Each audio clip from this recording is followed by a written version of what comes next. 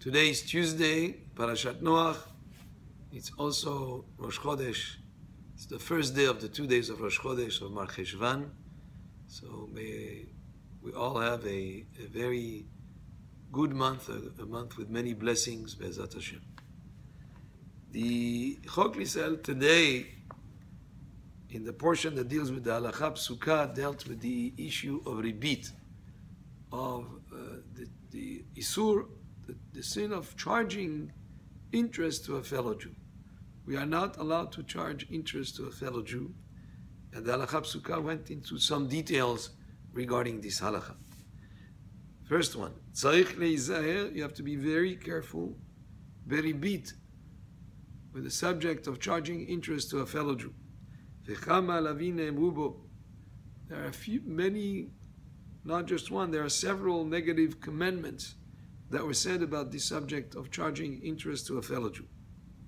Va'afilu haloveh notno, not only the creditor is the one that is liable for this transgression, but even the borrower who pays the interest, ve'arev, and the guarantor on the loan, ve'edim, and the witnesses of rim, all would have transgressed this avera, all would have done this sin of charging interest or being involved in the transaction where interest is being charged to a fellow Jew on a loan. Ve'en chiluk ben malveh le'ani o le'ashir, and there is no difference whether you're charging interest to someone who's poor or someone who's rich. Even a rich fellow Jew, you should not charge him interest if you give him a loan. Kol hanoten beribit nechasav mitmotetim, u'ilu kofer b'tziat Mitzrayim u'be'elokei Yisrael. And anyone that lends money charging interest to a fellow Jew, he will cause that money of interest that he's charging will cause the rest of his assets to crumble, to falter. So once the money of interest gets involved with the rest of his belongings, he will cause his assets to crumble, to falter. And not only that, here it says in the halakha, it is as if he denies the exodus from Egypt. And he denies Chaz v'Shalom, the God of Israel, because in the Torah it says don't charge interest. So why is he going against the words of the Torah? התולה מעותיו לומר שם של נוכרי ומלווה אותם בריבית, הקדוש ברוך הוא יפרע ממנו. If a person gives a loan to a fellow Jew, charges interest, and misrepresents, he says that's not his money, it's money that belongs to a goy, he's just working as an agent for the goy. Such a person, Hashem will exact punishment from him, because Hashem, of course, would know the real truth. אפילו אם הלווה נותן לו יותר מדעתו בשעת הפירעון שלא יתנאי בו, ואינו אומר שנותן לו יותר בשביל ריבית, אסור. Even if the borrower of his own desire, his own will, after or on payment of the loan, gives extra money as a gift, and even he doesn't tell him that he's giving this to him as an interest, he's just giving him a gift on payment of the loan to sort of, give him a little extra in appreciation. That is also asur, even if the creditor didn't ask for it and the borrower wants to do it on his own, he would be forbidden from doing that. אפילו לבניו ובני ביתו אסור להלוות בריבית, אף על פי שאינו מקפיד עליהם, וודאי נותנו להם במתנה. Even amongst close relatives, people are members of the same household, between a father and son or brothers, etc. And even when they give extra money, it's just as a gift, and they're not really charging interest, but one wants to give the other more because he received from him that favor of a loan, still that would be forbidden to do that, even amongst close relatives. ישראל שלווה מעות מהנוכרי וריבית, אסור לישראל אחר להיות לו ערב. If a Jew borrowed money from a goy and the goy charged him interest, a fellow Jew cannot be a guarantor on that loan that involves an interest payment.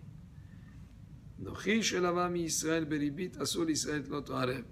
And if a goy borrows from a Jew and the Jew charges the goy interest, a fellow Jew cannot be a guarantor on that loan, even though it's the goy who's paying the interest, but once you become a guarantor in that transaction, that would be also asur.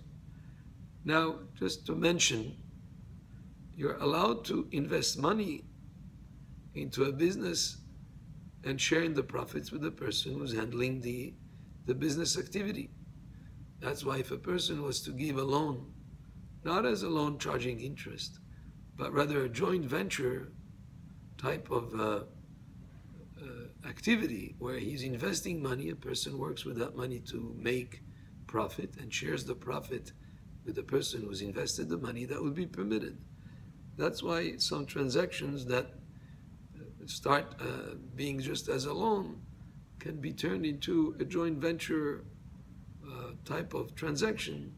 And there is such a thing called the heter iska, which is a document that would sort of like, it would document the transaction as being a joint venture transaction, so that the money that is paid back, even if it includes more money, that extra money is considered as a share in the profits that were made from the transaction. And you have to be properly filled out and properly documented, and there are such documents that are available. But a person should be very careful with this idea of charging ribit, interest to a fellow John alone, because it's destructive, it's isur, and also the person would put his own assets at risk if he does that. So if you're going to get involved into a transaction that may be a kind of a loan transaction, if there would be any type of interest involved, not to just going forward with it, but rather to consider the various aspects and to look at the possibility of doing a ter iska, which would be a document that would put that transaction as a joint venture, as a permitted transaction.